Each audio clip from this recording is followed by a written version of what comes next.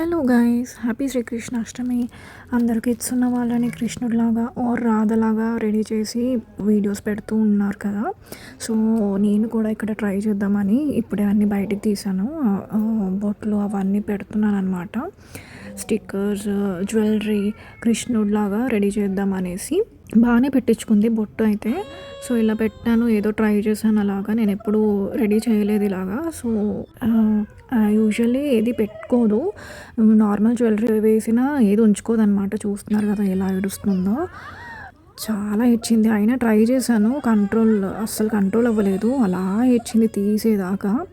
So అయినా వేసి ఉంచాను కొద్దిసేపు. సో కొద్దిసేపు ఫ్లూట్ ఇచ్చాను, అయినా ఏడుపు అస్సలు ఆగలేదన్నమాట.